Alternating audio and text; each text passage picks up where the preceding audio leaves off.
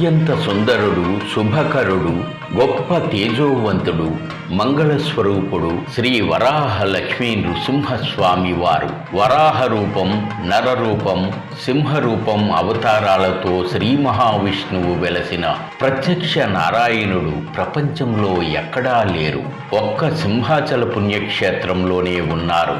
ఆ దేవదేవుని జయంతి మహోత్సవాన్ని ఈ నెల మే 30వ తేదీన నేత్రపర్వంగా జరపనున్నారు. లోక కళ్యాణం కోరుతూ సింహాచల దేవస్థానం ఈ మహోత్సవాన్ని ప్రతిష్టాత్మకంగా తీసుకుంది.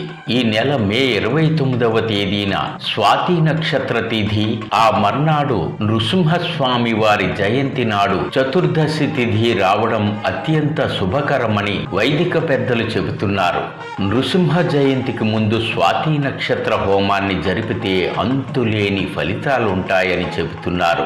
అందుకే స్వాతి నక్షత్ర హోమాన్ని ఆ రోజు మే 29వ తేదీన విశేషంగా జరపనున్నట్లు ఎగ్జిక్యూటివ్ ఆఫీసర్ జల్లేపల్లి వెంకటరావు పేర్కొంటున్నారు. స్వాతి నక్షత్ర హోమాన్ని వైదిక ప్రక్రియలో విశేషంగా జరపడం వల్ల శాస్త్రీయ ప్రయోజనాలు కూడా ఉన్నాయి. వాతావరణ అనుకూలతతో పాటు మానసిక ప్రశాంతత, ఆరోగ్యం మెరుగై శారీరక మానసిక సమస్యల తీవ్రత నుంచి బయటపడవచ్చని వైదికులు చెబుతున్నారు. వైదిక శాస్త్రం ప్రకారం జీవితంలో ఎదురయ్యే శత్రుబాధలు, దిష్టి దోషాలు, అనారోగ్య సమస్యల పరిష్కారానికి స్వాతి నక్షత్ర హోమం ఎంతో ఉపశమనమని చెబుతున్నారు. నృసింహస్వామి వారితో పాటు సుదర్శన చక్ర అనుగ్రహంతో ఆరోగ్యం బాగుంటుందని చెబుతున్నారు.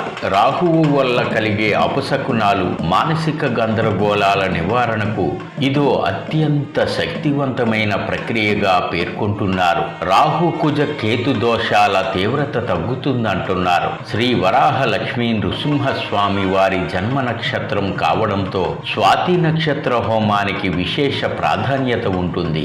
స్వాతి నక్షత్ర హోమం రోజు మే 29న ఉదయం 6 గంటలకు స్వామివారి యాగశాల ప్రవేశం ఆరంభమై 8 గంటల నుంచి 10 గంటల వరకు హోమం జరుపుతామని ప్రధాన అర్చకులు గొడవర్తి శ్రీనివాసాచార్యులు వారు తెలిపారు. ఈ వేడుకను ప్రతిష్టాత్మకంగా జరుపుతామని ఎగ్జిక్యూటివ్ ఆఫీసర్ జల్లేపల్లి వెంకటరావు వెల్లడించారు. వేడుక విశిష్టతను ప్రధాన అర్చకులు కర్రి సీతారామాచార్యులు భక్తులకు చెబుతున్నారు.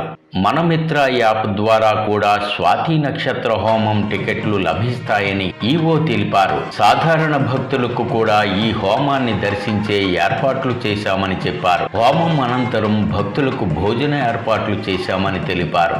ఈ నెల 29వ తేదీన స్వాతి నక్షత్రం, అదేవిధంగా 30వ తారీఖు తెల్లవారుజాము నుంచి కూడా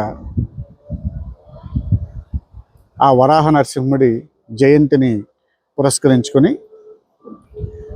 స్వాతి ప్రతి నెల చేసేటటువంటి స్వాతి హోమం కార్యక్రమానికి మరింత విశిష్టత ఏర్పడింది. ఈసారి లోక కళ్యాణార్థం భక్తులకి ఆ స్వామివారిని మరింత దగ్గరగా సేవ చేసుకునేటువంటి అవకాశాన్ని కల్పించేటటువంటి ఉద్దేశంతో ఈసారి స్వాతి హోమాన్ని మరింత శోభాయమానంగా, అంగరంగ వైభవంగా అందరు భక్తులకు స్వామిని సేవించే అవకాశాన్ని కలిగిస్తూ ఈ కార్యక్రమం నిర్వహింపబడుతుంది. ఈసారి స్వాతి హోమాన్ని ఎక్కువ మంది భక్తులు పాల్గొంటారనేటువంటి ఒక అంచనాతో వారందరికీ ప్రత్యక్షంగా అతి దగ్గరగా వారు పాల్గొనేటటువంటి అవకాశాన్ని కలిగించడానికి గాను ఈ స్వాతి హోమం కార్యక్రమాన్ని మన కళ్యాణం గ్రౌండ్లో పెట్టడం జరిగింది. సుమారుగా 500 పైచిలకు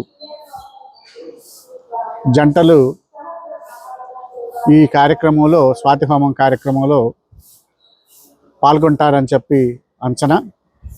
దాని తగ్గట్టుగా దేవస్థానం ఇప్పుడున్నటువంటి వాతావరణాన్ని, ఎండల్ని దృష్టిలో పెట్టుకుని విస్తృతమైనటువంటి ఏర్పాట్లు చేస్తుంది. ప్రియ భగవద్బంధువులారా, చాలా చోట్ల వైశాఖ శుద్ధ చతుర్దశి నాడు నృసింహ జయంతి జరుపుకోవడం అనేది ఒక పూర్వాచారం ఉంది. మనకి ఈ సింహాచల క్షేత్రంలో సౌరమాన ప్రకారంగా తిరునక్షత్రాలు అంటారు వీటిని. నృసింహ జయంతిని కానీ అలాగే శ్రీరామనవమిని అందరూ ముందుగా జరుపుకుంటారు. మనం చక్రవర్తి తిరుమగనార్ తిరునక్షత్రం అని చెప్తాం. అలాగే కృష్ణాష్టమి అందరూ కూడా ముందుగా జరుపుకుంటారు. మనం ఇక్కడ కన్నన్ తిరునక్షత్రం అంటాం. ఎందుకంటే ఇది వరకు ఇటు బెరహంపూర్ నుంచి మెడ్రాస్ వరకు కూడా ఇదంతా ఒకటే రాష్ట్రంగా ఉండి ఎక్కువగా ఈ తమిళనాటి యొక్క సంప్రదాయాన్ని పాటించడం అనేది ఎక్కువగా జరుగుతూ ఉంటుంది. అందుకోసమని సౌరమాన ప్రకారంగా వృషభే స్వాతి నక్షత్రే అని చెబుతోంది. అంటే వృషభ మాసంలో వచ్చేటువంటి స్వాతి నక్షత్రం ఏదైతే ఉందో అది నృసింహ జయంతిగా పరిగణింపబడుతుంది. మనకి ఈ నెల 29వ తారీఖుని ఈ స్వాతి నక్షత్రం ముందు రావడం, చతుర్దశి తిథి వెనక రావడం, ఆగమ శాస్త్రంలో ఏది వెనకాదులు ఉంటే దాన్ని పరంగా చేసుకుని ఆ నక్షత్రాన్ని ఆ తిథిని బట్టి ఆ కైంకర్యం పూర్తి చేయమని ఆగమ శాస్త్రం చెబుతోంది. అందుకోసం చెప్పని 30వ తారీఖుని నృసింహ జయంతి జరిగింది. దానికి ముందు వచ్చేటువంటి స్వాతి నక్షత్రం అదే రకమైనటువంటి పరిమాణంలో ఉండేటువంటి ఆ శక్తి అంతా ఉంటుంది. కాబట్టి అందరు భక్తుల్ని కూడా ఇందులో ఇన్వాల్వ్ చేస్తూ ప్రపంచ శాంతి కోసమని మనకి అదృష్టం ఏంటంటే ఏ క్షేత్రానికి వెళ్ళినా ఒకటే రకమైన ఫలం మనకు లభిస్తుంది. సింహాచలం వచ్చినందువల్ల 2 ఫలములు ఒకసారే లభిస్తాయి. కారణం ఏంటంటే 2 అవతారాలతో కలిసిన మూర్తి. ఈ 2 అవతారాలతో కూడా అందరికీ పని ఉంటుంది. వరాహ అవతారంలో ఉండేటువంటి విశేషం ఏంటంటే మన భూమి మీద మనం నిలబడాలన్నా, మన భూమిని మనం రక్షించుకోవాలన్నా ఆ వరాహస్వామి తాలూకా ఆశీర్వచనం కావాలి. ఎందుకంటే వరాహస్వామి భూదేవికి అధిపతి.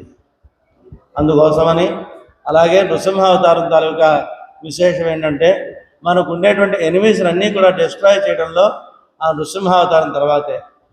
ఎనిమీస్ అంటే వాడు ఎవడో పుస్తలో నైఫో పట్టు రావక్కర్లేదు. ఈవెన్ స్టమక్ పైన ఆల్సో అవర్ ఎనిమీ.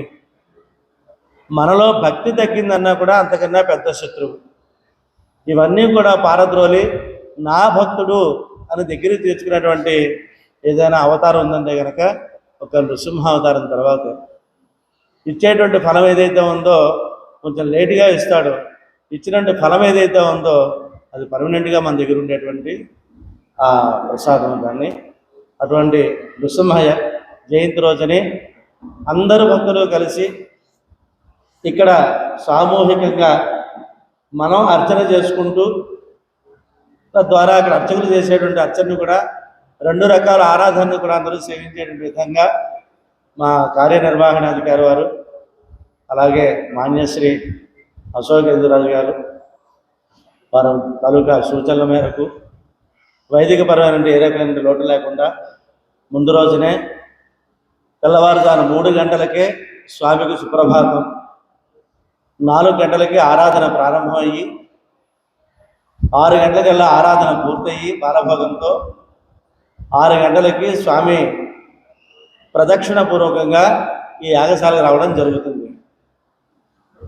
6 గంటలకే ఈ ఉభయదాతలందరికీ కూడా దర్శనం ఈ 300 రూపాయల టికెట్లో కాకుండా వాళ్ళకి ప్రత్యేకమైన ఒక లైన్లో లోపల దర్శనాన్ని పంపించి ఆ రోజు గర్భగుడిలో అంతరాలయ దర్శనం ఉండదు. పైన నీలాద్రి గుమ్మం దగ్గర నుంచి దర్శనం చేసుకుని అమ్మవారి దర్శనం చేసుకుని బయటికి దక్షిణ ద్వారం రాగానే అక్కడి నుంచి మామూలు ఉండేటువంటి భక్తులందరూ ఒక లైను, ఈ యాగశాలకు రావాల్సినటువంటి భక్తులందరూ కూడా వేరే లైన్ని మా కార్యనిర్వహణాధికారులు రూపొందించారు.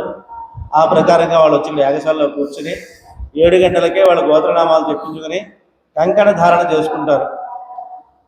7:30కి ఒక 10 నిమిషాల వరకు విశ్రాంతి ఇస్తాం. ఎందుకంటే ప్రతి వారిని వాళ్ళ ఉపవాసం చెప్పడం అది అంత సరైన పరిస్థితి వాతావరణంలో లేదు.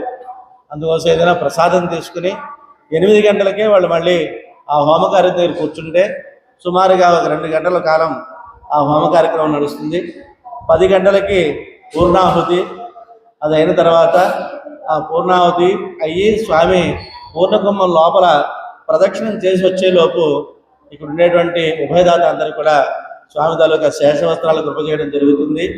అది అయిన తర్వాత 11:30 గంటలకు సుమారుగా మా కార్యనిర్వహణాధికారి వారు ఈ ఉభయదాతలందరికీ ఒక చోట, అలాగే నిత్యం వచ్చే భక్తులందరికీ కూడా ఆ రోజు స్వామి పుట్టినరోజు సందర్భంగా విశేషంగా అందరికీ కూడా భోజనం ఏర్పాటు చేశారు. భక్తులందరూ కూడా దీన్ని ఉపయోగించుకోవాల్సిందిగా విజ్ఞాపన. అలాగే తర్వాత రోజు సాయంత్రం 4 గంటలకే దర్శనాలు ఆపి స్వామికి నృసింహ ఆవిర్భావ కాలంలో స్వామి యొక్క కైంకర్యం పూర్తి చేసి ఆ రోజుతోటి కొంచెం పెందరాడే ఆ కార్యక్రమాన్ని పూర్తి చేసుకుని అందరూ కూడా స్వామి యొక్క కృపకి పాత్రలు కావాల్సిందిగా విజ్ఞాపన చేస్తూ అందరికీ మనవి చేయడం జరుగుతుంది. ఈ మహా దివ్య క్షేత్రంలో ఈ సంవత్సరం నృసింహ జయంతి అనే ఉత్సవాన్ని పురస్కరించుకుని 30వ తేదీని నృసింహ జయంతి అయింది. చతుర్దశి తిథి ప్రకారంగా 30వ తేదీని పెరుమాళకి లోపల విశేషంగా ఆ జయంతి ఉత్సవాన్ని జరుపుకుంటాం. దానికి ముందు రోజు స్వామివారి జన్మ నక్షత్రం, అవతార నక్షత్రం, స్వాతి నక్షత్రం.